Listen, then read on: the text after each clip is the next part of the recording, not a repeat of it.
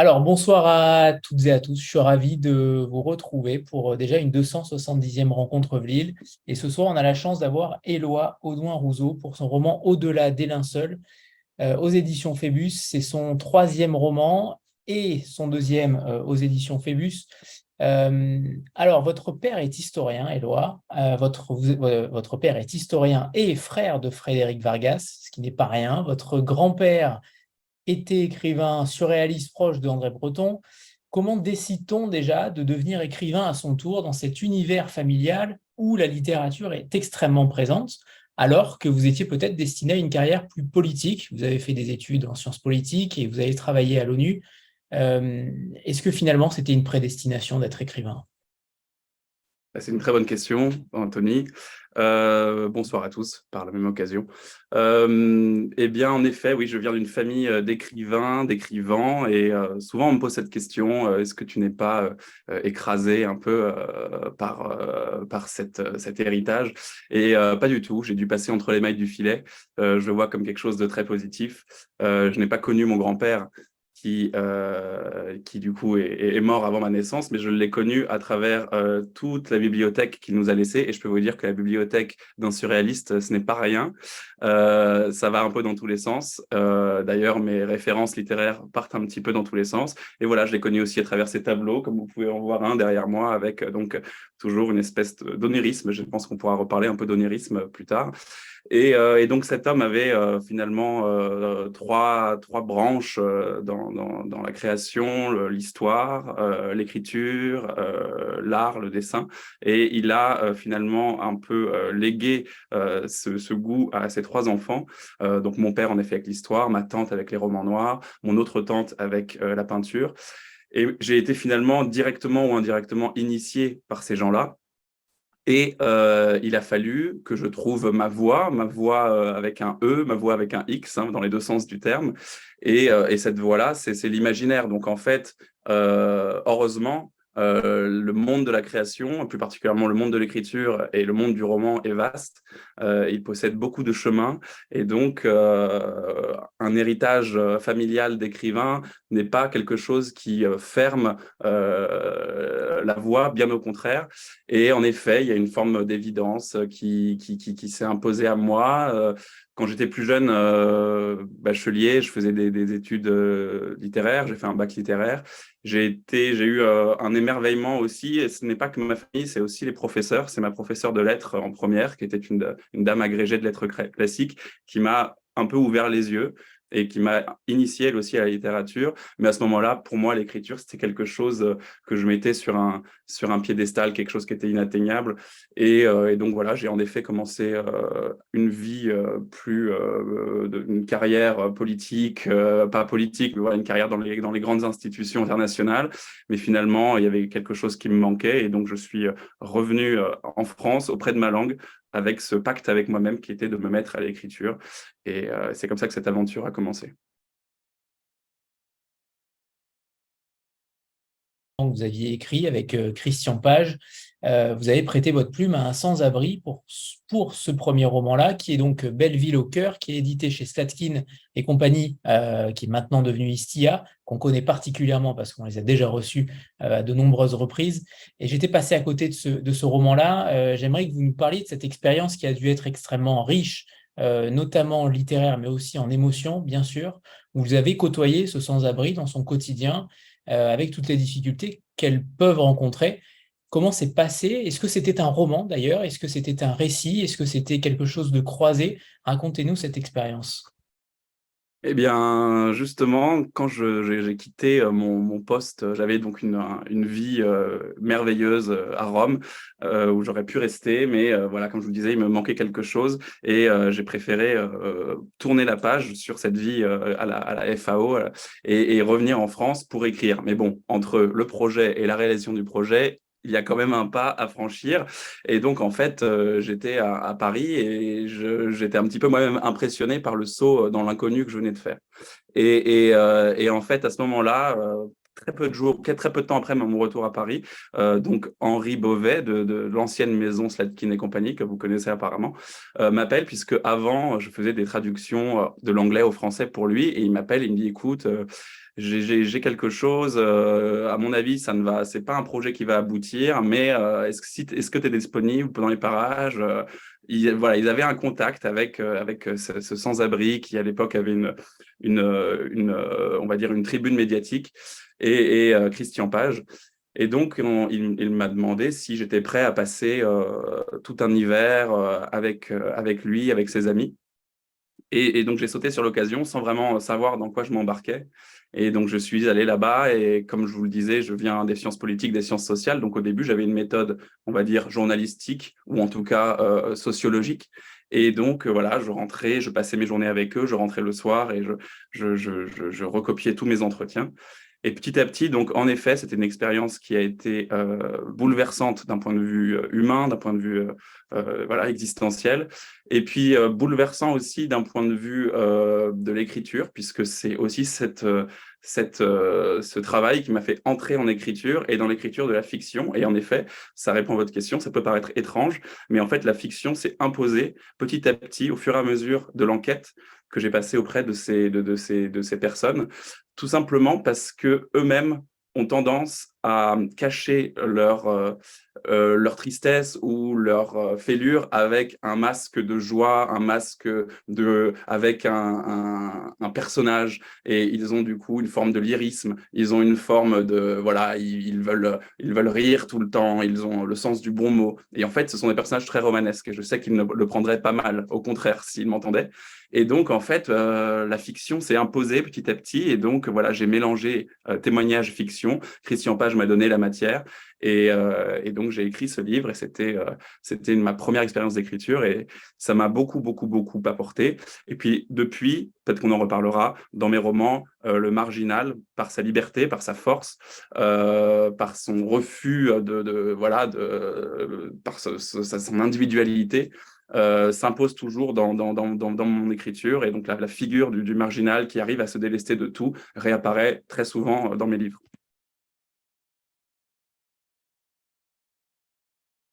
C'est un roman qui est extrêmement dense, extrêmement vaste, parce que vous imaginez des mondes, vous êtes un créateur de mondes, et c'est ça qui vous rend si singulier aussi, Éloi.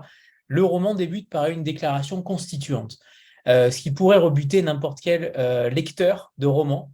Pour le coup, alors évidemment, ça ne m'a pas déplu étant juriste. Forcément, les termes latins m'ont fasciné et m'ont replongé 15 ans en arrière dans mes études universitaires, mais avec joie.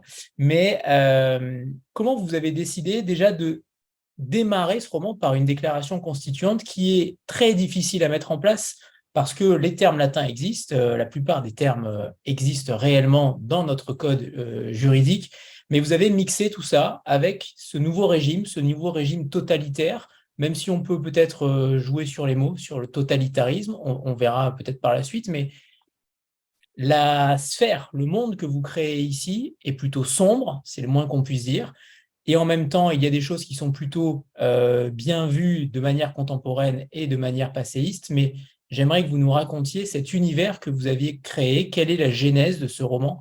Comment vous avez décidé de démarrer déjà un roman par une déclaration constituante et ensuite l'univers que vous vouliez créer? Est-ce que c'est l'univers qui a fait découler les personnages ou l'inverse? Est-ce que les personnages sont venus ensuite? Alors, déjà, pour commencer, cette déclaration constituante, je voulais quelque chose, comme vous l'avez vu en lisant mon livre, j'ai essayé de créer un flou, c'est-à-dire que je voulais que finalement cet univers nous soit raconté par les personnes qui y vivent, sans avoir forcément à devoir tenir la main du lecteur et tout lui expliquer dans une espèce de catalogue un petit peu lourd à la lecture. Donc, je voulais retrouver cette légèreté, créer ce flou un peu romanesque. Mais je voulais quand même, malgré tout, cette déclaration pour finalement créer un marchepied, ou plutôt un point de bascule, quelque chose voilà, qui injecte mon lecteur dans ce roman, dans cet univers, et qui lui donnait quand même quelques indices, quelques codes. Et donc, il s'agit en fait d'une sorte de déclaration des droits de l'homme inversée, négative, et qui campe en effet cet univers sombre, clair-obscur. Bon, il y a toujours des formes des touches de couleur, des touches d'espoir à travers ces personnages d'ailleurs marginaux, à travers cette échappée belle, à travers cette quête, à travers voilà toutes ces individualités qui tentent de chasser l'obscurantisme qui finalement vient les harceler en permanence. Et donc oui, cet univers, je vais vous le dire, en fait, il s'agit du premier livre qui m'a visité, même ces personnages m'ont visité à 20 ans, l'âge où j'ai commencé à vouloir à écrire, où j'ai un peu commencé à écrire d'ailleurs. Et finalement, ça, c'est mon premier roman, Ouvre ton aile au vent, et qui est finalement la partie émergée de l'iceberg. De ce monde intérieur qui vit en moi depuis longtemps et donc on pourrait presque parler de tests, de condensés fugaces de cet univers avec du coup plus peut-être un ton burlesque plus poussé, un humour plus poussé. Ici, je voulais donc dans ce livre-là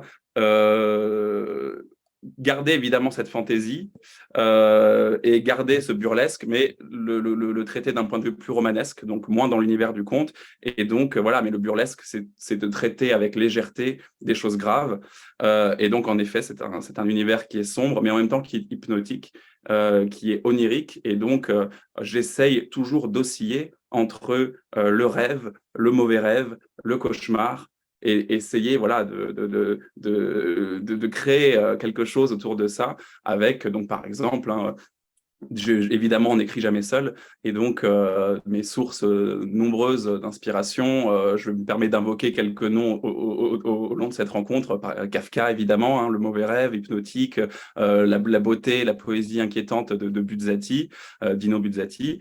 Et donc, en tout cas, voilà, ce sont des personnages qui m'ont visité il y a longtemps. C'est un livre que je n'avais pas écrit, que je voulais trouver la force d'écrire. Ce n'est pas, non, ce n'est pas le premier roman, vous savez, qu'un auteur reprend en permanence et qu'il doit finalement abandonner dans son cimetière, dans le tiroir avec les autres manuscrits. C'est plutôt le roman que j'ai toujours voulu écrire, que je n'ai jamais écrit. Donc voilà, j'ai pris mon courage à deux mains. Et donc mes personnages, je croyais être maître de leur destin. Et je me suis rendu compte que finalement, souvent, ce n'est pas le cas. Les personnages sont maîtres aussi du destin de leur créateur. Et donc, ils m'ont amené vers des endroits, au fil de ce livre un peu nomade, vers des endroits insoupçonnés. Celui-ci, le peuple demeure maître de sa destinée, rien de fondamental ne se fait en dehors de sa volonté. On va se rendre compte qu'évidemment, ce n'est pas forcément le cas. Ça fait évidemment penser aussi à la déclaration d'Abraham Lincoln, le gouvernement du peuple, par le peuple et pour le peuple. C'est intéressant de voir que vous mettez des fausses pistes peut-être un petit peu disséminées dans le roman. Est-ce que c'est quelque chose qui vous animait aussi de mettre le peuple au cœur du roman? Eh bien, euh, aujourd'hui même, j'ai un travail alimentaire. J'écris des piges d'histoire pour la radio, pour Stéphane Bern. J'ai ce boulot depuis cet été. Aujourd'hui, j'ai passé ma journée avec le coup d'État de Louis-Napoléon Bonaparte le 2 décembre 1851. Et il y a quelque chose de fascinant parfois dans le cynisme des élites qui jouent avec, du coup, avec les volontés du peuple. Et donc, c'est quelque chose qu'on retrouve au fil de mon livre, puisque voilà, il y a aussi tout un tableau voilà, des hautes sphères et de l'absurdité aussi de ces dirigeants politiques. Et si vous regardez la déclaration dont vous parlez, donc en effet, l'article 1 est un article qui se veut très ouvert au peuple, mais le second article, finalement, explique de manière détournée que le peuple n'a pas tant de pouvoir que cela.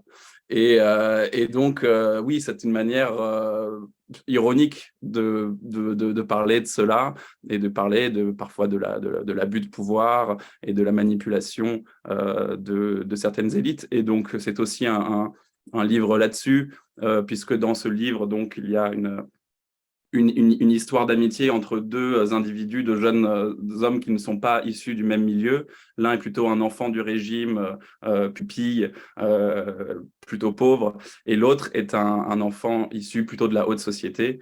Et voilà, je voulais avant tout aussi écrire une histoire d'amitié Et ce cadre est un cadre qui me permet de développer mon imaginaire et du coup de pouvoir créer avec beaucoup de liberté. Mais au fond, l'histoire que j'essaie de raconter, c'est une histoire d'amitié et c'est une échappée belle.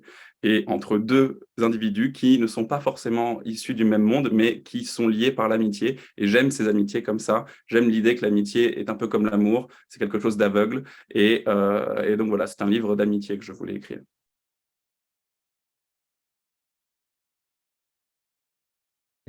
Tout anachronisme. En fait, on ne pourra jamais vous accuser d'anachronisme et c'est ça qui est très intéressant, c'est que vous mêlez le passé et le potentiel avenir. Est-ce que c'était un moyen justement d'éviter que votre père, en tant qu'historien, ne vous en fasse le reproche? Écoutez, je pense même que mon père, à mon avis, ça doit l'amuser quand il lit mes livres parce que il y a quelque chose il y a une liberté que lui ne pourra jamais se permettre d'emprunter. Et donc oui, c'est vrai qu'il y a un mélange d'époques. Grâce à lui, moi, je suis nourri d'histoire et donc j'ai beaucoup de références historiques que je sème dans ce roman.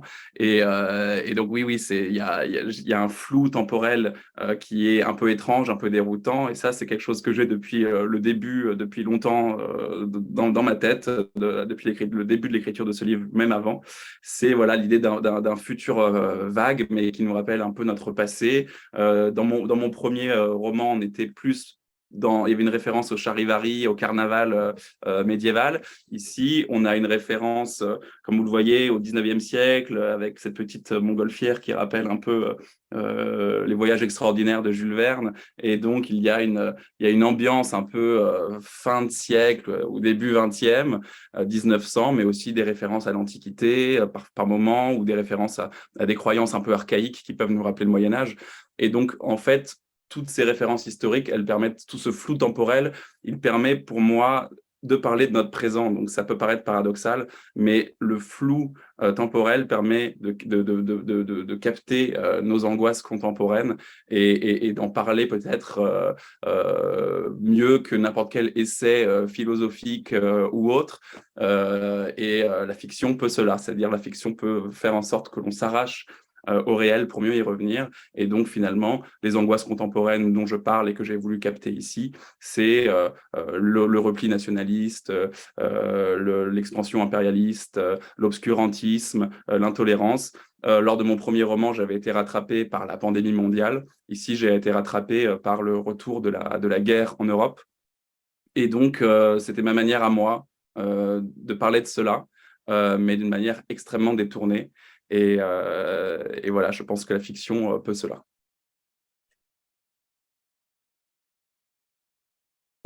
C'est assez foisonnant comme roman, c'est extrêmement dense parce que vous parsemez petit à petit des éléments qui nous rattachent à l'histoire, qui nous font comprendre réellement ce qu'il se passe, ce qu'il s'est passé et ce qu'il va se passer. Dans les trois époques, tout démarre par une sorte de cataclysme climatique où il ne reste au final que plus que 3 saisons. C'est quand même important aussi de préciser dans quel contexte on est. Comment vous travaillez cet imaginaire-là? Est-ce que vous notez les choses? Est-ce que vous planifiez votre roman? Comment vous expliquez?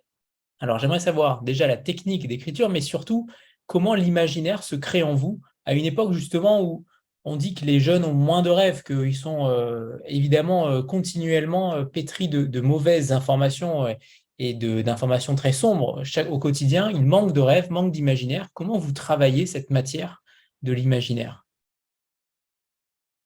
Eh bien, en effet, j'ai une trame initiale, mais j'ai plutôt le syndrome inverse que le syndrome de la page blanche, c'est le syndrome de la page un peu trop noire, vous voyez, donc un peu trop de choses. Et c'est aussi un problème, moins connu que la page blanche, mais c'est aussi un problème en écriture, c'est-à-dire que parfois, on peut être pris au piège de notre imagination et on peut en dire trop, et donc il faut faire très attention. Bon, moi, au début, j'ai plutôt tendance à me laisser un peu porter. Ma trame initiale est présente, puisque par le passé, j'ai essayé d'écrire mes premiers romans, mes premières expériences. Et en fait, sans trame, je me retrouvais avec un manuscrit où je m'étais finalement égaré. Alors, la trame est très importante pour cela. Il faut avoir une idée de la fin, etc., une idée de plein de choses. Mais il faut que ce soit volontairement fragile. Il faut qu'à tout moment, on puisse être surpris, submergé, soit par l'histoire, soit par nos personnages. Et donc, il s'agit finalement d'un voyage que je fais avec eux, puisque c'est un livre de voyage, comme je vous le disais. Donc, c'est un voyage que je fais avec eux.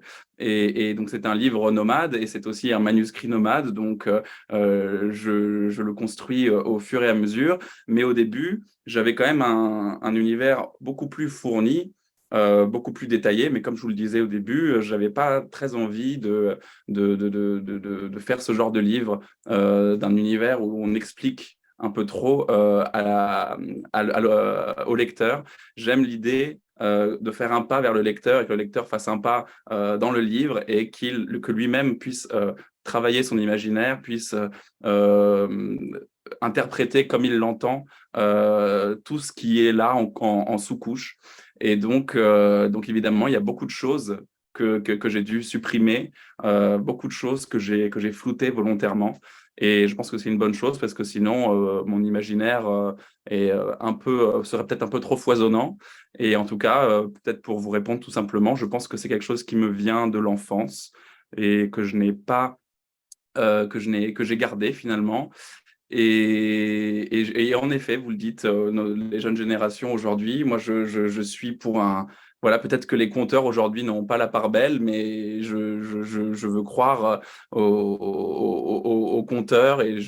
Par exemple, aujourd'hui, un auteur que j'admire beaucoup, contemporain, c'est Laurent Godet, qui voilà, lui explore une voie qui me plaît beaucoup, puisque c'est un conteur. Et donc voilà, je veux raconter des histoires comme lui et comme, je l'espère, beaucoup d'autres écrivains. Est-ce que vous vous posez la question du côté plausible de ce que vous racontez? Est-ce que vous mettez une sorte de barrière en vous mettant cette limite ou ce cadenas en vous disant est-ce que ça va être plausible ou envisageable dans l'avenir proche? Ou au contraire, il n'y a aucune limite quant à l'imaginaire que vous avez et que vous écrivez? Euh, j'ai envie de dire alors oui et non, c'est-à-dire que je veux beaucoup de fantaisie. Il y a une phrase de Milan Kundera, il dit que voilà, un livre doit, s'il le peut, réussir à mêler lucidité et fantaisie. Et donc, je cherche absolument la fantaisie, je cherche parfois des dérapages presque burlesques, une forme d'onirisme. Donc évidemment, on s'échappe par moments de la réalité. Mais ce n'est qu'une façon de masquer la réalité qui est là finalement en soupape, qui est là, qui est présent dans le livre.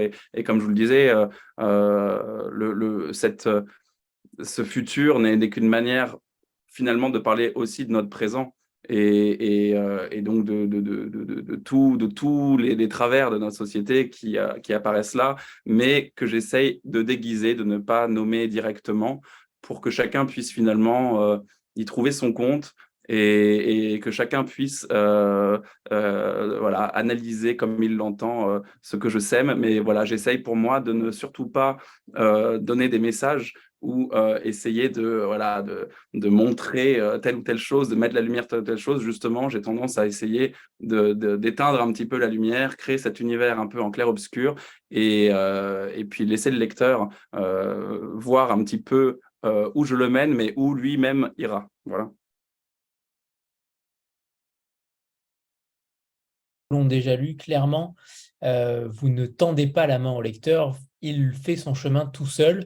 J'aimerais qu'on parle de ce régime totalitaire qui était déjà présent dans le premier roman, dans le deuxième roman, pardon, où notamment il y a cette chaleur moite qui règne et on doit donc tendre des linceuls au-dessus des rues pour éviter de mourir de chaud. J'aimerais que vous nous parliez, pour ceux qui ne comprendraient pas forcément la signification du titre, elle est là au-delà des linceuls, au-delà de ce qu'il se trouve dans ces rues-là pour éviter cette chaleur-là. J'aimerais que vous nous parliez de cette idée tout simplement d'avoir créé ces linceuls euh, pour éviter que le monde ne souffre trop, pour que le Ouais. monde soit supportable même, dirais-je. Oui, et puis comme vous le voyez, c'est une manière tout de même un peu, c'est un système B, hein, voire un système D. Donc on est dans un régime totalitaire, mais on est dans un totalitarisme mou, très dégradé politiquement, environnementalement aussi.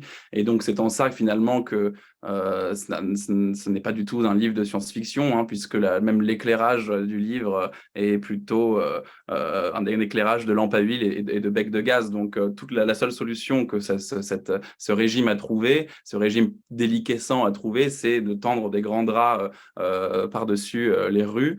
Et donc, en effet, aussi, pour moi, cette image des linceuls, c'est aussi une métaphore, c'est une métaphore d'étouffement, de contrôle. Et donc, on démarre cette aventure dans un univers très terne. Et puis, petit à petit, la couleur va revenir au fur et à mesure de l'échappée belle. Et voilà, on est dans cet univers un peu ouaté, un peu brumeux, laiteux. Et donc, au-delà des linceuls signifie partir loin de ce monde aussi qui est très contrôlé, où voilà, il y a une sorte de superstition généralisée. C'est un régime policier, c'est un régime qui ne nous fait pas rêver du tout, loin de là. Mais c'est un régime qui, par le passé, a existé, existe encore dans certaines régions du monde et pourra très bien exister.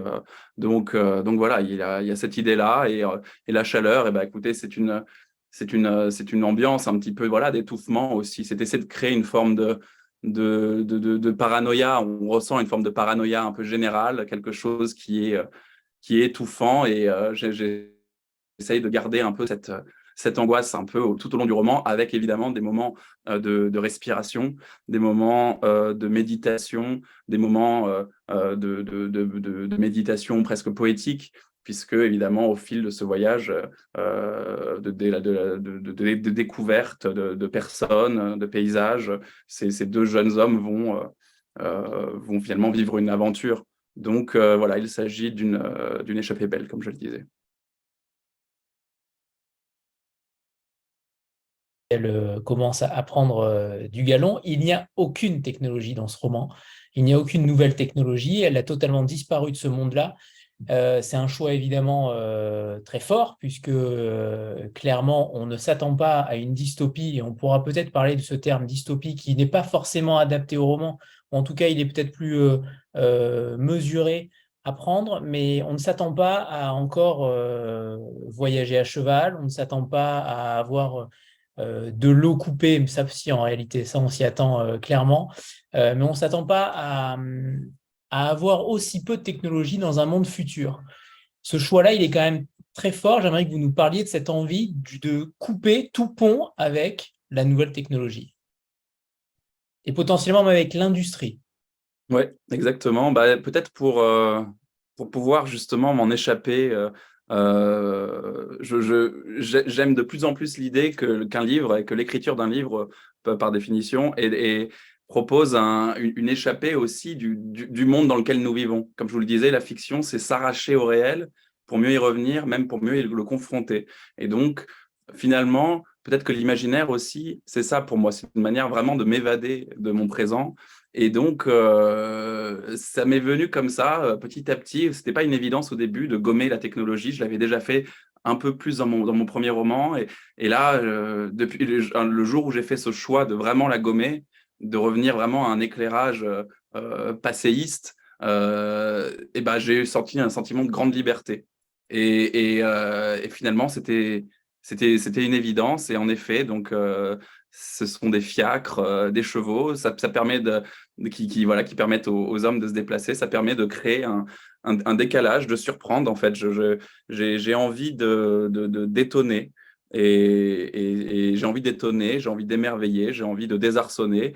Et en effet, vous parliez tout à l'heure du terme de dystopie, et je l'assume en partie. Et il y a une autre partie qui fait que je ne l'assume pas, puisqu'en effet, dystopie est souvent mis de pair avec de la science-fiction. Et donc, cette idée de technologie et donc société futuriste veut forcément dire, voilà, robots, etc. Et je crois qu'en fait, je vis Nous vivons tous avec assez de technologie et donc j'aime l'idée que l'on puisse s'évader dans un livre, dans un monde où il n'y en a pas. Et la dystopie, je l'assume donc plutôt pour cette idée d'univers parallèle.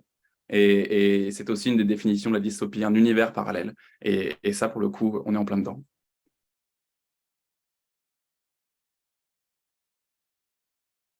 Roman, évidemment, on va parler de Félix et Edgar, ces deux personnages. Alors, même si Félix prend une part très importante, je pense, en tout cas, je pense qu'il est quand même plus important au départ, en tout cas, qu'Edgar. Il est au centre même du roman.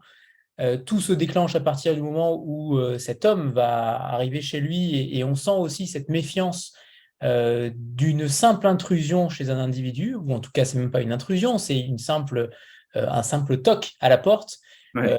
on sent qu'il y a aussi quelque chose qui se trame dans la question de la propriété. Bref, cet homme va arriver et va donc tout bouleverser pour lui, puisqu'il va lui annoncer que, on ne spoile rien, ça apparaît dans les 40-50 premières pages, hein, que ses parents ont vécu, en tout cas. Bref, je ne vais pas trop en dire, mais il a quand même une histoire particulière par rapport à ses parents qui va se déclencher, lui qui pense qu'ils sont morts dès sa naissance. J'aimerais que vous nous parliez de ces deux personnages qui sont en effet liés d'amitié, qui viennent de milieux totalement différents. L'un est orphelin, l'autre est héritier. L'un embarque l'autre dans des aventures, l'un est peut-être plus téméraire que l'autre. Ces deux héros, ces deux protagonistes, est-ce qu'ils sont issus de votre intimité? Est-ce qu'il y a eu aussi des émanations de cette amitié qui paraît si réelle? Écoutez, pour répondre à votre question, j'essaye voilà, je suis plutôt de cette famille du roman qui tente vraiment de créer des personnages qui, bien entendu, sont toujours des personnages issus de nombreuses personnes que l'on côtoie, que l'on connaît, que l'on apprécie, que l'on aime. Mais ce sont des personnages qui sont vraiment nés de mon imagination et voilà, ce serait vraiment dense pour moi d'essayer de décortiquer voilà, quelle part de moi est dans l'un, quelle part de moi est dans l'autre, quelle part de mes amis est dans l'un et dans l'autre. Ce serait assez compliqué pour moi de vous dire cela. En tout cas, ce qui est sûr, c'est que cette amitié, c'est le tandem de l'écriture, de ce livre. Et en effet, ce sont deux personnes très, très, très différentes. Et on est plutôt, comme vous le dites, du côté de Félix, puisqu'en fait, c'est Félix qui est... nous voyons un peu l'histoire, nous le suivons à travers ses yeux. Mais la lumière est souvent captée par Edgar, qui est finalement ce personnage qui appartient beaucoup plus au monde du roman, qui est beaucoup plus romanesque, qui a quelque chose de presque un peu chevaleresque, un peu lyrique, là où Félix est quelque chose de beaucoup plus proche de nous.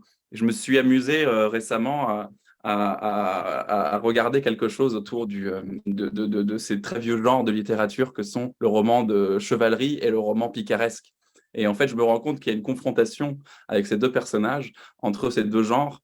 D'un côté, le roman de chevalerie avec un vrai héros à proprement parler, et de l'autre côté, le roman picaresque qui montre un peu l'envers du décor, qui montre les auberges, les routes, les saltimbanques, etc. Et cette critique de l'ordre établi par un anti-héros finalement. Et cette confrontation entre ces deux genres m'intéresse et je me demande si ce n'est pas aussi une confrontation entre le monde poétique, le monde de la poésie et le monde romanesque, le monde du roman. Et je me demande, voilà, si je réfléchis toujours à ça, quelle est la part de poésie qu'il faut mettre dans un livre, la part de réalité, de dureté qu'il faut mettre dans un livre, et donc cette idée de fantaisie d'un côté, de lucidité de l'autre, dont je vous parlais tout à l'heure. Et voilà, j'essaye de me situer à peu près au milieu, parce que j'ai toujours l'impression que sans lyrisme, une écriture peut s'assécher, et sans lucidité, une écriture est aveugle. Et donc, j'essaye voilà, de créer ce tandem de ces deux personnages pour trouver l'équilibre.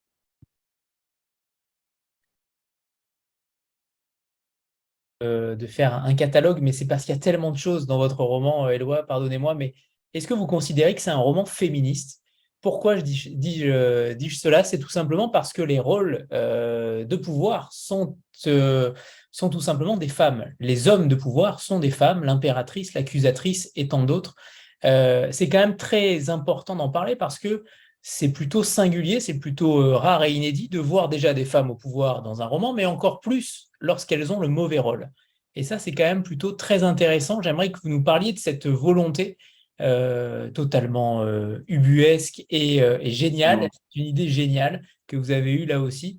J'aimerais que vous nous parliez de ces rôles noirs, de ces rôles de pouvoir qui sont incarnés par des femmes. Bah, je vous remercie de cette question. Je me suis dit pourquoi pas finalement. Si un jour, l'égalité homme-femme, mais c'est pas du tout le cœur du roman, mais si un jour l'égalité homme-femme est atteinte et que du coup les femmes deviennent l'égale des hommes ou plus, et bien est-ce qu'elles ne se transformeront pas en hommes avec ce que l'homme peut avoir de vil? Et donc finalement, est-ce que voilà, ce n'est pas un personnage, qu'il soit féminin ou masculin, c'est un être humain avec sa part d'ombre et sa part de lumière. Et donc, au début, j'avais un empereur en tête, et il y a déjà un petit univers un peu napoléonien qui transparaît. Et je me suis dit, bon, voilà, la référence est trop évidente. Et voilà, quand j'ai changé finalement mon empereur, j'ai fait un changement de sexe, mon empereur est devenu une impératrice. Et bah voilà, j'ai trouvé on avait atteint un degré de fantaisie ubuesque, voilà, en effet, comme vous le dites, supplémentaire. Et ça m'a intéressé. Voilà, j'essaye d'étonner, comme je vous le disais tout à l'heure. J'essaye de m'étonner moi-même, d'étonner mes lecteurs. Et donc, tout d'un coup, je me suis dit, ben, pourquoi pas? Pourquoi pas, du coup, une impératrice? Et c'est un personnage qui est intéressant puisque c'est un peu une sorte de, c'est pas vraiment un fil rouge, mais c'est un des fils de l'histoire qu'on retrouve comme ça. C'est un des personnages, à l'instar aussi des États, les États qui sont des personnages et qui ont quelque chose qui ont un comportement presque humain, presque absurde, comme tout humain. Et donc, ça, je trouve ça très intéressant aussi, la géopolitique, de voir la géopolitique comme des, comme des personnages. Et donc voilà, c'est un petit peu tout ça qui m'a nourri. Voilà, exactement. Notre roman, on s'aperçoit que le pouvoir corrompt, que l'homme ne changera en réalité jamais. Euh, est-ce que les dérives humaines ne changeront pas finalement, puisque vous mêlez le passé, le présent, le futur, et au final, rien ne change. Tout est figé en réalité dans la manière dont les hommes construisent leur avenir. On a l'impression que l'histoire se répète constamment. Est-ce que c'est un roman fataliste ou totalement lucide pour vous? Ben, je ne sais pas si je suis le seul à trouver que l'histoire se répète constamment, mais j'ai l'impression que quand on lit des textes très anciens, on se rend compte que tout est déjà là, que l'humanité est toujours en crise depuis la nuit des temps, que rien ne va finalement. Donc il y a un côté terrible et un côté rassurant aussi là-dedans. J'ai trois auteurs qui m'ont accompagné au terme de cette écriture, puisque comme je vous l'ai dit tout à l'heure, j'ai été rattrapé par le retour de la guerre en Europe, qui était quelque chose d'aussi absurde que tragique. Et il y a trois auteurs qui ont voulu parler à leur manière, par l'imaginaire, du climat des années 30 dans trois pays différents. Il s'agit du coup de Dino Buzzati avec Le désert des Tartares, de Julien Gracq avec Le rivage des Syrtes, et de Ernst Junger qui publie Les falaises de marbre en 1939. On se demande comment le régime nazi ne l'a pas et ce sont trois récits incroyables qui captent cette angoisse de la catastrophe qui est imminente, mais qui n'a pas pris encore de forme. Et donc, il y a cette attente, il y a ce vide très poétique. Et donc, c'est une manière merveilleuse, par l'imaginaire, de traiter cette attente. Et voilà, et donc parfois, il y a quelque chose je travaille beaucoup aussi pour des émissions d'histoire. Je n'ai pas du tout le talent de mon père, qui est un grand spécialiste. Moi, je suis un vulgarisateur, mais en tout cas, je lis beaucoup d'histoires et je me rends compte qu'en effet, malheureusement, l'homme ne change pas. L'homme ne change pas beaucoup dans sa capacité à détruire, à annihiler, mais il ne change pas non plus, du coup, dans sa capacité à espérer, dans sa quête de sens, dans sa quête de fraternité, dans sa quête de liberté. Et c'est aussi un livre sur tous ces sujets-là. Lisez ainsi, vous m'arrêtez si je me trompe, même si vous allez réfuter forcément ce que je vais dire, mais pour moi, c'est un livre lanceur d'alerte. C'est un livre où vous parlez d'écologie en filigrane constamment, notamment avec les rations d'eau, avec le rationnement.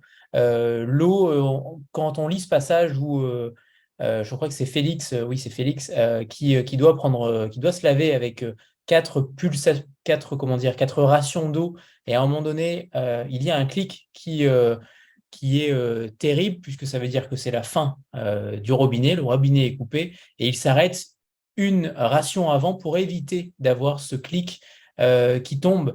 Et on s'imagine en tant que lecteur clairement aussi, on prend conscience de certaines choses, on prend conscience de choses communes, de choses quotidiennes auxquelles peut-être on n'aurait pas pensé de manière générale. Donc je trouve qu'il est vraiment, je trouve que votre roman, il est tout en filigrane, il est tout en subtilité, et c'est ça qui est très intéressant. J'aimerais que vous nous parliez justement de cette... tout à l'heure, vous disiez que vous ne vouliez pas prendre le lecteur par la main, mais concrètement, comment vous le mesurez? Comment vous filtrez les choses? Comment on écrit en ne pas trop en dire? Ah, ah bah c'est une bonne question. C'est un travail qui vient plutôt après, à la fin du processus d'écriture. Et c'est un gros travail. C'est un gros travail, c'est un travail où on estompe.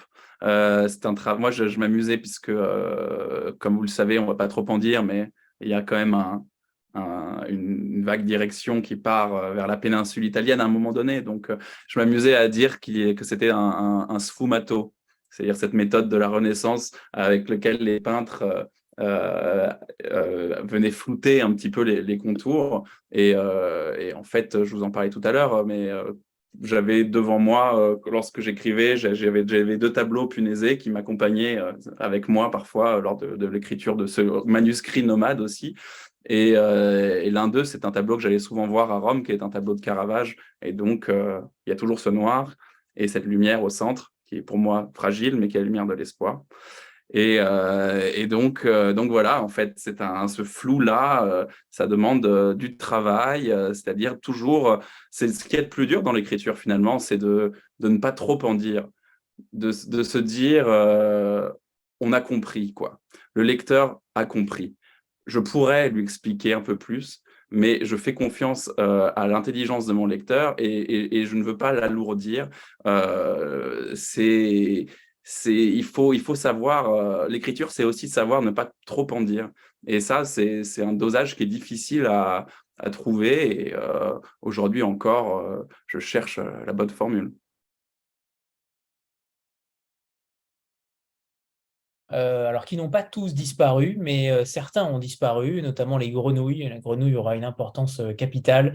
Les bovidés éradiqués par la faute des hommes, un passage aussi très intéressant qui montre que finalement les bovidés ne peuvent pas vivre sans les hommes. Peut-être qu'il y a eu cette sorte de dépendance totale. Et les animaux de compagnie qui sont limités au plus commun. Il y a quand même un manifeste fort pour ces animaux qui sont réifiés, peut-être, qui sont en tout cas tellement éradiqués que finalement on les érige comme une sorte de mythe de la divinité, un peu comme en Inde avec la vache. Mais racontez-nous cette volonté aussi d'avoir donné autant d'importance aux animaux, puisque votre premier roman faisait aussi état d'un canard, hein. Totalement. C'est tout à fait vrai. Vous êtes en plein dans le mille, hein, vraiment, avec vos questions. Et mon univers, initialement, est vraiment nourri du monde sauvage. Et plus particulièrement de ce lien qui existe entre l'homme et le monde sauvage, entre l'homme et l'animal, et de ce lien qui est aussi en partie brisé. Je ne sais pas si vous vous rappelez, pendant le Covid, où on était fascinés de voir des dauphins revenir dans le port de Marseille et des sangliers rentrer dans les villes, et des millions de personnes voyaient ça fasciné parce que c'est un lien qui a été détruit qui n'est pas complètement détruit, puisque les êtres humains restent fascinés par le monde sauvage. Et si vous regardez les peintures rupestres de Lascaux ou de Chauvet, vous vous rendez compte que ce ne sont que des animaux par centaines et qu'il n'y a pas un être humain. Et pourquoi? Parce qu'ils se projetaient, ces premiers hommes se projetaient en ces bêtes. Ils se projetaient en eux, et donc ça, c'est un lien presque chamanique. Donc c'est pour ça qu'en effet, il y a quelque chose, comme vous le disiez, quelque chose de presque de sacré comme en Inde. Et en effet, j'aime l'idée d'un côté de ces animaux qui sont presque devenus des chimères et qui sont devenus peut-être presque des mythes. Et puis de ces autres animaux qui ont un destin presque encore plus touchant, qui sont ces animaux dont au destin, malheureusement pour eux, ou non, lié à celui des hommes. Et donc voilà, il y a le chat, le chien, il y en a deux, et le cheval. Totalement. Voilà, ce sont un peu les victimes qui ne pourront pas vraiment s'en sortir sans l'homme. Le pire de tous étant en effet la vache. Et ça, ce souvenir, je pourrais vous en parler longtemps mais voilà, je sais que par exemple, ce premier roman, ma grand-mère, pendant l'occupation, avait raconté l'histoire d'une poule qu'elle n'arrivait pas. Elle avait une poule chez elle pendant la guerre qu'ils avaient eu au marché noir vivante. Et donc, personne dans sa famille, à Montmartre, à Paris, ils étaient là, ils disaient qu'est-ce qu'on va faire? Personne n'osait tuer la poule. Et donc, c'était elle qui était allée avec son panier à une boucherie discrètement faire tuer la poule par un boucher. Et elle a été tétanisée. Elle avait l'impression d'être une grande résistante. Et elle se disait si je me fais arrêter, je vais avoir des gros problèmes. Et celui-là, eh ben, c'était une autre histoire qu'elle m'a racontée. C'était quand son père avait fait la Première Guerre mondiale.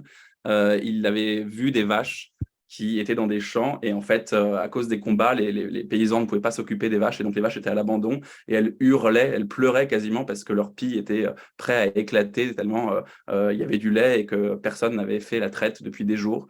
Et il s'en était souvenu de cet homme-là comme un traumatisme parce que d'ailleurs, lui-même n'arrivait pas, il était affamé, il avait très soif et il n'arrivait pas, parce qu'il ne savait pas traire une vache, il n'arrivait pas à se désaltérer et donc même à les aider.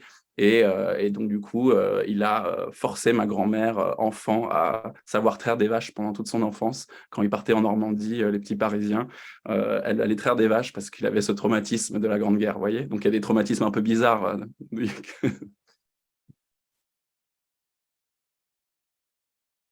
Gardiens de la Révolution s'appellent des mésanges et des choucas. Je ne connaissais pas le chouca, c'est un oiseau que j'ai découvert grâce à vous, mais vous poussez même le vice à nommer aussi les sbires d'une certaine révolution avec les noms d'oiseaux.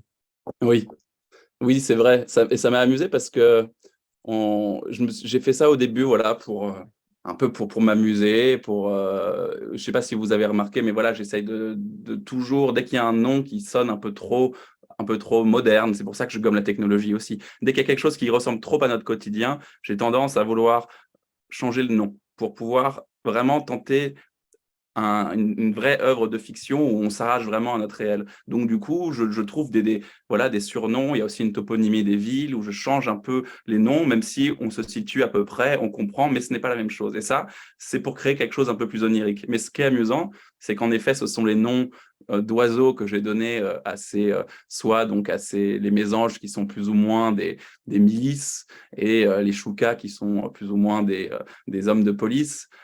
Et en fait, ce qui est amusant, c'est que je me suis rendu compte après, on me l'a fait remarquer, que on appelait, dans les années 60, on appelait les policiers les hirondelles et les femmes qui mettaient des contraventions les pervenches. Donc voilà, les noms d'oiseaux, vous voyez, je ne sais pas jusqu'à quel point ça m'a inspiré, mais je crois que c'est un hasard. Euh, il y a beaucoup de choses aussi dans le roman. Il y a des choses, en effet, où tout à l'heure vous parliez d'obscurantisme, d'impérialisme, etc. Et il y a aussi beaucoup de choses qui sont actuelles, comme le piston, l'espérance de vie qui est limitée aussi, qui se réduit de plus en plus, le latin qui est d'usage à l'école, ça aussi, c'est intéressant. L'alcool interdit en journée, les jugements expéditifs dans les tribunaux.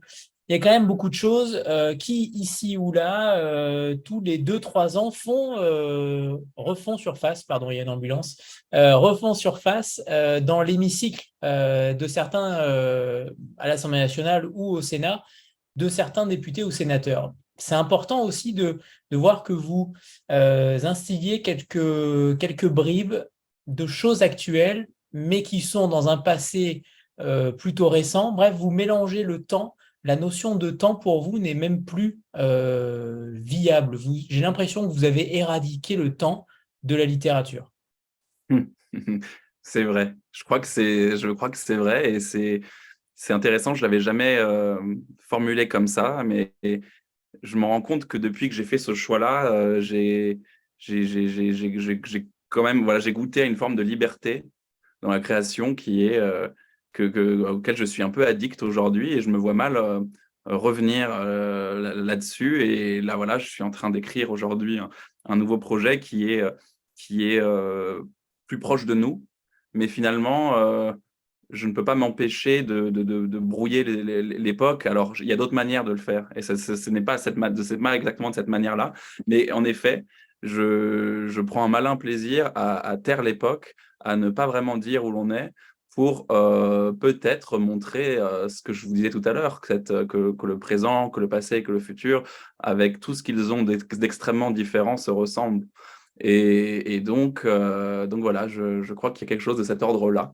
Et, et en effet, les sujets de société que vous évoquez, voilà, ce sont des sujets qui, à mon avis, ont existé, donc qui me viennent de mes recherches historiques, existent aujourd'hui et donc existeront probablement demain. Et donc, je ne fais que les mettre en lumière et puis essayer, comme je vous le dis aussi, de capter notre réel, puisque pour moi, finalement, ça n'a pas vraiment de sens de ne pas parler de notre époque, malgré tout. C'est pour ça que ce n'est pas un roman historique ou un roman futuriste, puisque moi, ce qui m'intéresse, c'est de parler de notre époque, en fait, sauf que je le fais de manière extrêmement diffuse. Voilà. En sombre et noir, est-ce que vous auriez aimé être Edgar ou être Félix? Est-ce que vous auriez aimé vivre dans votre roman? Hmm. C'est une bonne question. Je crois que j'y ai un peu vécu déjà. Je crois que je le connais très bien, ce monde. Je crois que j'ai voyagé avec eux, qu'ils m'ont amené là-bas, qu'ils m'ont surpris eux-mêmes. Donc je crois que je le connais bien. Mais je me pose la question plutôt pour un autre lecteur et ça m'a plutôt étonné puisque moi, finalement, ce monde, je le connais bien, il me rassure, vous voyez. Mais il y a d'autres lecteurs, je me suis posé la question et je me suis dit, bon voilà, j'espère que voilà, pour eux, c'est un monde qui n'est pas trop sombre. Et il y a beaucoup de gens qui m'ont dit non, ce n'est pas un monde sombre, il y a des moments assez joyeux. Et puis il y a des moments, voilà, il y a des gens qui m'ont dit qui rêvaient de voir cet univers. Ça m'a un peu étonné. Alors peut-être, pourquoi pas le temps d'une journée ou deux, mais je ne sais pas si j'y vivrai pendant toute ma vie. Mais vous voyez, c'est un peu cette chose où on se demande parfois à quoi ça ressemblait Paris ou une autre ville, Nice, pendant une période médiévale. Et on se dit, on a envie d'être propulsé, mais après on se dit bon bah peut-être que finalement c'est pas exactement à la hauteur de mes attentes et qu'on est bien malgré tout dans notre temps. Et donc voilà, moi j'aime bien voyager dans différentes époques, mais finalement c'est toujours rassurant de revenir quand même à sa propre époque. Éloi, Avec grand plaisir. c'est à vous.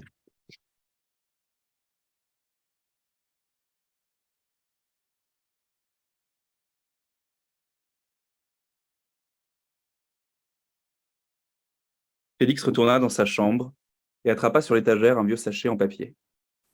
Le café laissé par Edgar. Il devait être là depuis un moment. Félix n'en buvait pas et préférait encore l'ersatz.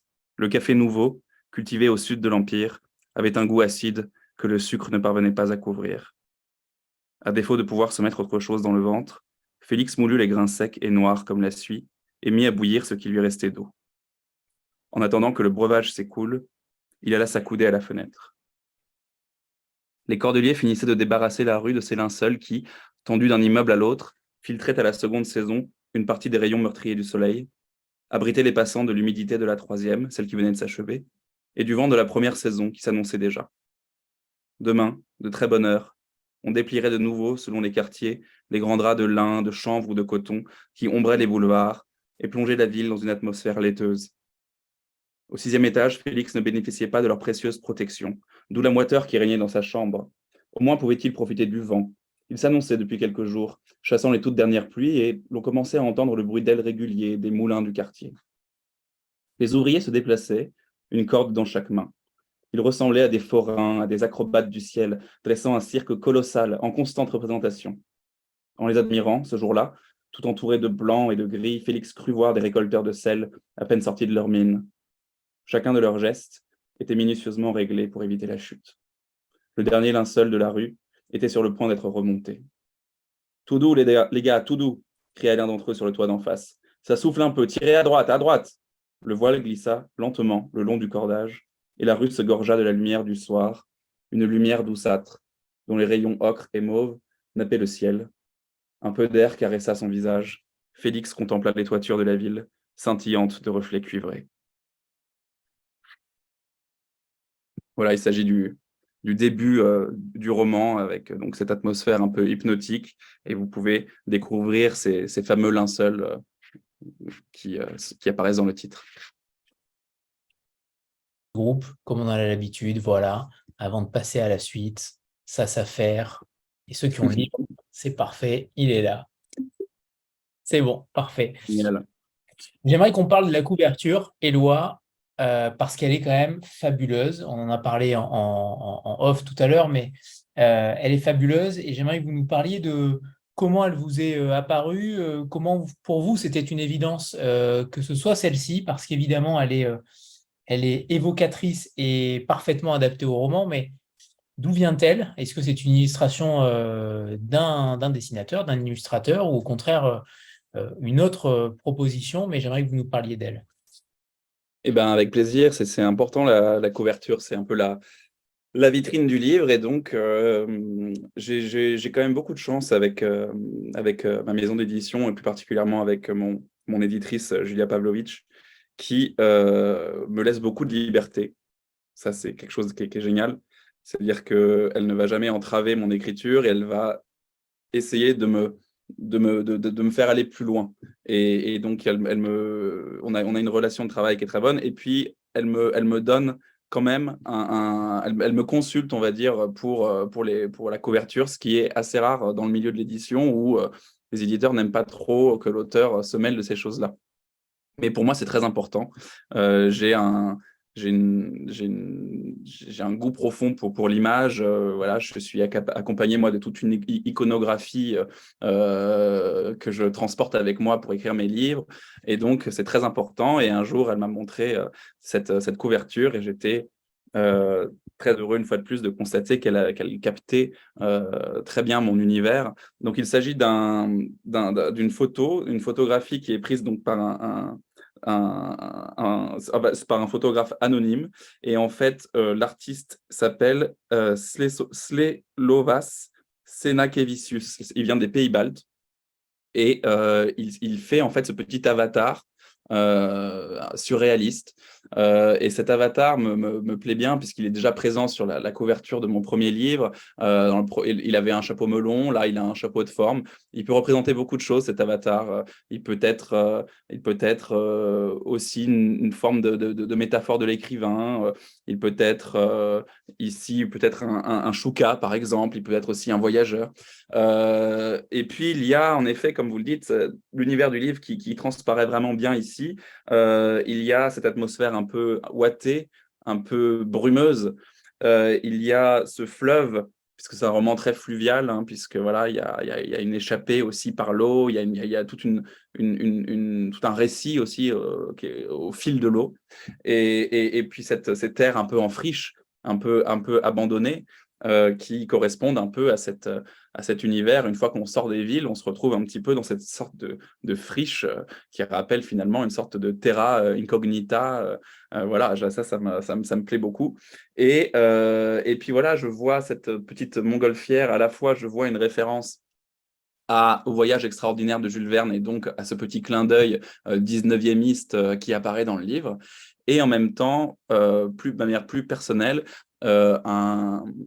une référence à l'onirisme et donc au surréalisme. Et donc, moi, je suis depuis tout petit habité par les tableaux un peu étranges, oniriques que mon grand-père nous a laissés et qui sont voilà, toujours des espèces d'univers avec une profondeur de champ et qui sont fascinants et qui m'inspirent beaucoup. Et donc, ce n'est pas un livre à proprement parler surréaliste, ce serait ça pour le coup anachronique.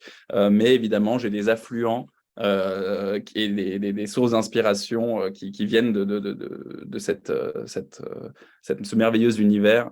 Et donc voilà, je trouve que ça reflète bien cet univers un peu de rêve, parfois de mauvais rêves, parfois de cauchemars, et plutôt de mauvais rêves. Je vous citais Kafka au début de cette rencontre, qui est voilà, comme vous l'avez peut-être senti, j'aime beaucoup la littérature d'Europe centrale avec cette petite patte burlesque un peu baroque. Et donc voilà, j'aime bien l'idée du mauvais rêve parce que le cauchemar, on se réveille, alors que le mauvais rêve, on reste un petit peu englué, empêtré là-dedans. Et donc voilà, il y a aussi beaucoup d'onirisme tout simplement. Et c'est pour ça que finalement, je pense que beaucoup de lecteurs peuvent se retrouver là-dedans et y trouver du plaisir et se dire que quand ils ferment le livre, ils se réveillent tout simplement et que tout ça n'était qu'un mauvais rêve. L'illustrateur, au vu de son nom, je vous ai refilé la patate chaude, Éloi, pardonnez-moi. Mais voilà, Sandra, c'est à toi. J'y vois aussi une sorte de... Sur la couverture, on a l'impression qu'on est au Québec. J'ai senti qu'on était peut-être dans un univers plus québécois, plus fleuri, je ne sais pas. Mais cette couverture est magnifique et c'est vrai qu'on a du mal à imaginer qu'on est au cœur même de Paris, en tout cas. Oui, exactement. Sandra, c'est à toi. Bonsoir tout le monde, bonsoir Éloi. Bonsoir. Je suis désolée d'abord si ma question est un petit peu redondante par rapport à certaines questions d'Anthony précédemment, mais il y a toujours quelque chose qui me fascine en fait chez l'écrivain. On entend depuis le début de la rencontre que vous travaillez un peu comme un funambule dans une sorte d'équilibre entre onirisme, lucidité, tragique, absurde, passé, présent, futur. Enfin voilà. Je m'interroge depuis tout à l'heure, savoir comment on fait en fait. Enfin, à quel moment vous vous dites voilà, j'ai trouvé l'équilibre, le bon équilibre. Je sais que ça va fonctionner auprès du lecteur. Est-ce que vous faites entièrement confiance? Est-ce que vous passez par d'autres lecteurs ou votre éditrice, tout simplement? Est-ce que aussi, alors il y a sans doute quelque chose d'inné, j'imagine aussi un peu. Et comment ça se travaille? Est-ce que ça se travaille comment dire, par passage de votre roman, ou est-ce que ça se travaille aussi sur l'ensemble, cet équilibre? Sans doute les deux aussi, j'imagine. Non, c'est une bonne question et c'est c'est pas facile de vous répondre. En tout cas, je sais que si je regarde en arrière sur le chemin parcouru, c'est-à-dire que je commence à trouver ma méthode, mais je cherche encore, hein, et je pense que je chercherai toute ma vie. Et donc, c'est ce qu'il y a de plus dur et c'est peut-être ce qu'il y a de plus passionnant, c'est de trouver l'équilibre. Et d'ailleurs, vous évoquez le mot de funambule, c'est amusant puisque c'est un peu le surnom d'Edgar dans le livre, ce personnage qui est toujours sur le fil, sur la corde, avec voilà, qui est ce personnage impétueux, dangereux pour lui-même, pour les autres, et qui est un petit peu le cœur battant, le sang un peu du livre. Et donc, oui, comment est-ce que... eh ben, en fait, ça commence généralement par une écriture que j'essaye voilà, de travailler, c'est beaucoup, beaucoup de travail. Et donc, vous voyez, j'ai du mal à vous répondre. J'ai du mal à vous répondre parce que je ne sais pas vraiment encore comment on trouve le juste équilibre en écriture. Il y a quand même quelque chose voilà, qui est une forme de l'intuition. Il y a des journées où on finit sa journée et on se dit, bon, c'est déjà positif parce que j'ai travaillé, une écriture reste de l'écriture et donc on en tirera toujours quelque chose. Mais voilà, il y a des journées où c'est un peu comme si on descendait à la mine et on a rien trouvé, où on ramène très peu. Puis il y a des journées où on ramène beaucoup mais bon, ce sera des choses dont on se débarrassera plus tard et qui vont servir ailleurs, peut-être dans du terreau pour d'autres livres. Puis il y a des journées où on trouve très peu, mais c'est très précieux ce qu'on trouve. Et c'est une sorte de, voilà, on peut trouver parfois une idée, et on ne sait pas pourquoi, ce jour-là plutôt qu'un autre. On a cette idée et on revient avec une pierre très précieuse qui peut faire tenir finalement un roman. Mais tout ça, c'est des questions qui sont assez Aïe. vertigineuses. C'est des questions très vertigineuses et je ne sais pas exactement comment, mais en tout cas, il y a une structure. On essaye de faire tenir un château de cartes et puis voilà, on espère que ça ne chute pas. Et puis, mais en tout cas, c'est beaucoup de travail et puis beaucoup de plaisir aussi à essayer de trouver cet équilibre. Oui. Est-ce que tout à l'heure vous disiez que l'impératrice était un empereur au début? Est-ce qu'il y a eu d'autres choses qui ont évolué pendant votre écriture? Est-ce que Félix était le personnage, entre guillemets, narrateur principal de l'histoire au démarrage? Est-ce qu'il y a eu d'autres ajustements de fait pour que ce soit encore meilleur? Eh bien, pour être tout à fait honnête, quand je vous ai dit que ces personnages m'ont visité il y a bientôt 12 à 13 années, quand j'ai commencé à écrire, j'avais déjà ces personnages en tête. J'avais déjà quelques noms, quelques idées, quelques images qui m'avaient traversé. Mais tout a changé. Tout a changé, si ce n'est finalement ces deux personnages et ces deux caractères assez différents. L'un, on va dire, assez nocturne, l'un assez solaire. Et donc, voilà, ce tandem existait depuis le début. Et évidemment, il y a beaucoup de choses qui ont évolué. Il y avait aussi peut-être dans mes premiers jets, par exemple, parce que là, je pourrais vous faire une liste à l'après-vert, mais dans mes premiers jets, Félix était trop à la marge. Il était trop déjà en dehors du régime et donc trop anti-régime. Et finalement, ce n'était pas intéressant. Et il y avait quelque chose d'assez puéril là-dedans, et c'est quelque chose qu'on retrouve peut-être dans des textes voilà, de science-fiction ou de dystopie, où immédiatement on est du côté de ceux qui ne sont pas dans le régime, de ceux qui sont anti-régime, et je trouvais ça beaucoup plus intéressant, beaucoup plus complexe de créer finalement voilà, cette fêlure progressive. Enfin, on peut dire que dès le début, on sent qu'il n'est pas très attaché au régime, mais en même temps, c'est un régime qui l'a nourri, c'est un pays qui l'a. Voilà, et il va quitter son pays, et voilà, lui, il se pose quand même des questions. Et puis pareil pour Edgar, c'est-à-dire que aussi chevaleresque et héroïque soit-il, eh ben, j'ai essayé de créer cette ambiguïté de me dire que voilà, les personnages ne doivent pas être tout noirs ou tout blancs. Il ne doit pas être il ne doit pas être manichéen. Et je pense que ce qui est intéressant dans le roman, c'est qu'un homme, c'est de montrer ce qu'un homme mauvais a de bon et de montrer ce qu'un homme bon a de mauvais. Donc voilà, j'ai essayé une fois de plus de trouver le juste équilibre. Et puis voilà, il y a eu aussi ces petits passages en italique qui sont arrivés à la fin, qui sont un peu des moments de rêve, des petits moments, des écarts poétiques qui permettent finalement de montrer au lecteur que c'est un signal pour le lecteur qui n'aurait pas forcément compris qu'il y a plus qu'une simple histoire et qu'un simple univers, et que voilà, il y a une dimension onirique, et qu'il y a plusieurs couches, et qu'il faut se laisser un petit peu comme un dormeur qui se couche au bord d'un chemin. Il faut se laisser voilà, un petit peu attraper par cet univers, et puis le lire doucement et se laisser imprégner doucement, peut-être y retourner. Et donc voilà, c'est peut-être ce travail de couches qui a été long, mais qui fait que le roman est tel qu'il est aujourd'hui, avec du coup beaucoup de coupes, finalement, plus de coupes peut-être que d'ajouts. Voilà. à certains lecteurs, c'est extrêmement compréhensible, hein. Le roman, il est d'une clarté absolue. On y revient évidemment constamment parce que on a peut-être oublié un petit détail de temps en temps, mais l'écriture est extrêmement fluide. Je préfère le préciser parce que il faut pas que vous pensiez, que certains pensent que c'est totalement fantaisiste au point de ne pas être lisible, hein. Je préfère le Oui. préciser, voilà.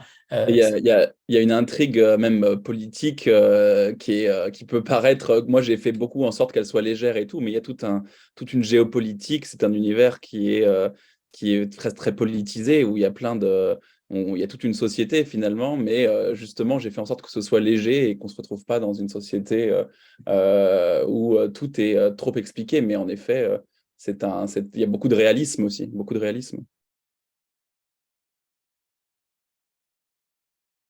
Des livres ancrés dans l'imaginaire. Est-ce que vous réfutez totalement le réel dans vos lectures?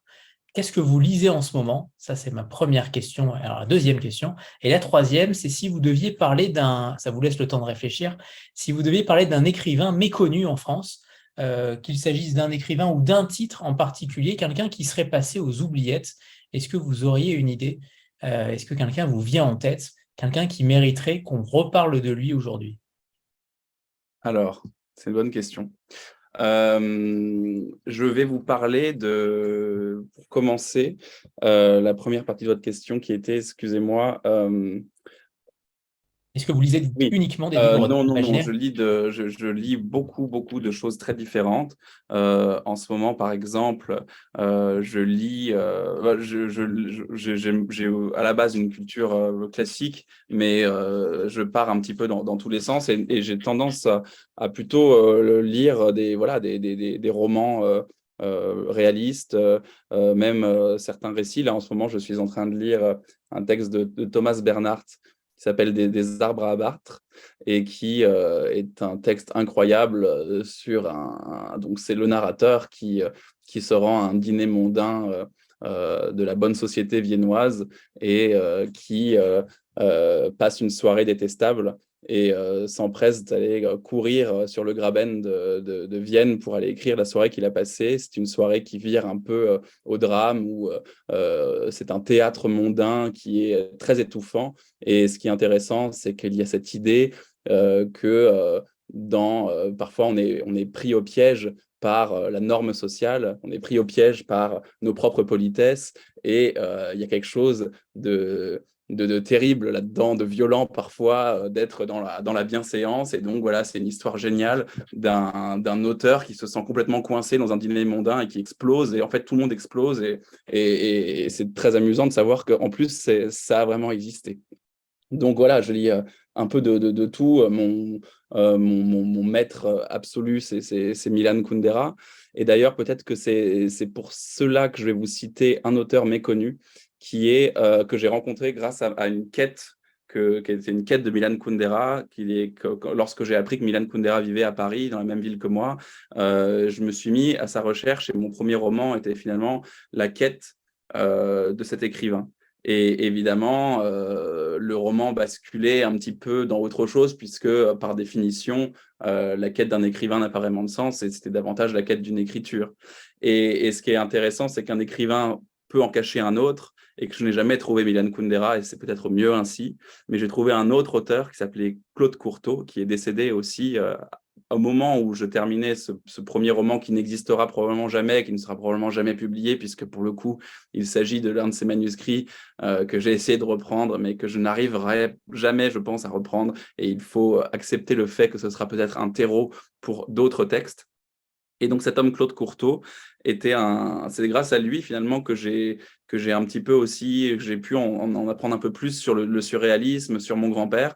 Et en fait, je l'ai découvert par hasard, puisque c'est lui qui a retraduit La plaisanterie de Milan Kundera, qui a détesté la traduction de La plaisanterie du tchèque au français, et qui du coup dans les années 70 à 80 plutôt, a passé des nuits entières avec cet homme pour retravailler sa version. Et donc en fait, j'étais en train de chercher Kundera, et je trouve donc un des livres de mon grand-père, qui était la réédition de La plaisanterie, et je vois dedans une dédicace à mon grand-père.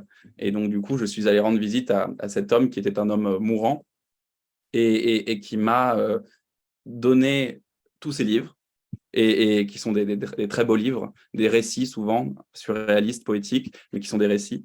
Et puis il m'a donné autre chose de très précieux, qui est l'impulsion qui me manquait peut-être pour me dire d'écrire, pour m'encourager à écrire. On a toujours besoin, d'ailleurs il m'a dit ces mots-là, on n'a pas besoin d'un mentor, mais d'une certaine manière, il y a certaines voix qui comptent. Et il a fait partie de ces voix qui comptent. Et donc, c'est un écrivain que j'ai trouvé à la place de Milan Kundera, et qui est apparu donc, dans mon livre. Voilà, Claude Courteau. Eh ben, c'est une très belle histoire. J'ai bien fait de poser la question. Alors, j'ai une dernière question avant que vous puissiez nous lire un deuxième extrait, Éloi. Et c'est une question récurrente que je pose à chaque invité parce que je me suis rendu compte que les écrivains avaient une certaine acuité sur l'avenir. Alors, j'aimerais vous poser cette question. Comment voyez-vous le monde dans 50 ans, Éloi, en 2073? En 2073, comment est-ce que je vois le monde? Alors, j'essaye de réfléchir j'essaye de faire parler l'optimiste en moi, mais malheureusement, je suis plutôt pessimiste pour l'état du monde. Je constate le retour des conflits, je constate le retour de l'obscurantisme, comme je vous le disais, de l'intolérance. Je constate beaucoup de choses qui penchent plutôt dans la part d'ombre de l'homme que dans sa part plus lumineuse. Toutefois, je me refuse à tomber dans tout fatalisme et dans tout catastrophisme. Et donc, je veux garder pour moi une forme de rigueur qui est peut-être que l'on retrouve. Enfin, peut-être que le geste d'écrire, c'est cela aussi, c'est maintenir une forme d'espoir et maintenir un cri pour la vie. Et je pense que par cela, il peut y avoir aussi, voilà, par tout ce qui fait que l'humanité est quelque chose d'extraordinaire, que les êtres humains sont capables de choses extraordinaires, il y a de la confiance et de l'optimisme. C'est-à-dire que l'être humain, c'est à la fois une espèce qui est capable du pire et du meilleur. C'est-à-dire que c'est une espèce qui peut bâtir des cathédrales, faire des œuvres d'art sublimes, phénoménales, qui est capable d'une intelligence inégalable, et puis qui est capable aussi d'annihiler, de détruire. Et donc, il n'y a même pas que la question environnementale, puisque on pensait que ce serait la grande question de notre avenir, l'environnement, et puis on se rend compte que finalement, il y a peut-être même des questions qui vont se présenter avant cela, comme par exemple les conflits. Et voilà, moi j'ai grandi dans un monde, je suis né en 1990, je suis né dans une époque que Francis Fukuyama nommait, en se trompant, mais avec une forme d'optimisme qui a quelque chose de beau, mais il s'est trompé, c'était la fin de l'histoire. Et moi, j'ai grandi dans cette illusion, et le monde que j'ai connu est en train de disparaître sous mes yeux. Donc, évidemment, je ressens parfois un vertige, mais voilà, je me refuse de m'arrêter pour autant, et je continue à tracer mon chemin, et je pense qu'on est beaucoup, beaucoup, beaucoup, beaucoup à faire cela. Et donc, du coup, le monde de demain, écoutez, nous verrons bien, j'ai envie de dire.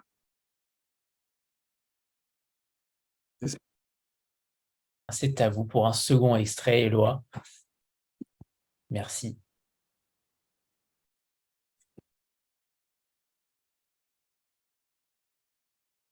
Le vent soufflait légèrement, presque frais, presque doux. Félix aperçut pour la première fois les toits de la capitale et ses linceuls de coton vierge. Il reconnut très vite le palais des ombres, dressé devant eux. La plupart des ponts étaient encore debout. Les crues avaient été moins violentes ici. Seuls quelques-uns s'étaient effondrés, et quantité de barques s'amarraient à leur ruine. Le chaland se fraya un chemin jusqu'au ponton de bois qui longeait un débarcadère aux allures de gare fluviale. Les cris des commerçants se mêlaient aux carillons des cloches de bord. Bien que la nuit approchât, ce grand marché flottant semblait à l'heure de pointe. Félix n'avait jamais vu tant de vie s'agiter. Il se sentit plus petit, plus invisible encore. Les lanternes des barques s'allumèrent en premier. Un millier de lueurs apparurent, reflétées par l'eau saumâtre, sur lesquelles les buvettes se côtoyaient en rangs serrés, les serveurs ondulaient entre les tables, les vapeurs du rhum se mêlaient au parfum d'algues tièdes, de cladophores, de fucus, de salamandres. Au-dessus d'eux, le long du parapet verdi, des silhouettes allaient et venaient dans l'agitation du soir. Le bourdonnement de la grande ville dégageait une impression d'urgence. C'est ainsi qu'il s'était toujours imaginé la capitale de l'Empire. La batelière, elle, restait persuadée qu'il se passait quelque chose d'inhabituel. Elle alla se renseigner auprès d'un marchand, tandis qu'Edgar, de son côté, partait à la recherche d'une embarcation. Félix accrocha les 2 lampes à huile à la proue du bateau. Autour de lui, les chaloupes continuaient de s'illuminer les unes après les autres, comme d'innombrables vers luisants. La cohorte des allumeurs de lampadaires se déployait sur les ponts, tandis que les cordeliers sur les toits finissaient de remonter les linceuls. Une barque approcha. Il aperçut des silures, des perches et d'autres poissons inconnus. Ses yeux fixèrent la page du journal sur laquelle l'écailleuse avait disposé le contenu de sa pêche. « De quand date-t-elle, la Gazette » demanda Félix. Il se pencha, peinant à lire les titres dans la pénombre. « D'avant-hier, je crois. Quel jour sommes-nous ? Le jour de la lune. » Il chercha à obtenir l'exemplaire, mais la marchande le força à l'acheter pour le prix du poisson. Il le plaça sous la lampe, à l'arrière du chaland. Le papier poisseux et puant datait en effet de Saturne dernier. Pour Félix, toutefois, les nouvelles étaient fraîches. Il comprit aussitôt les raisons de l'agitation ambiante. La tension ressentie plus tôt à leur arrivée était donc collective. Le danger ne flottait pas seulement au-dessus de sa tête, mais au-dessus de celle de tous les habitants. La grande histoire avait pris le pas sur la leur. Au vu de l'expression qu'affichaient Edgar et la capitaine à leur retour, ils savaient, eux aussi.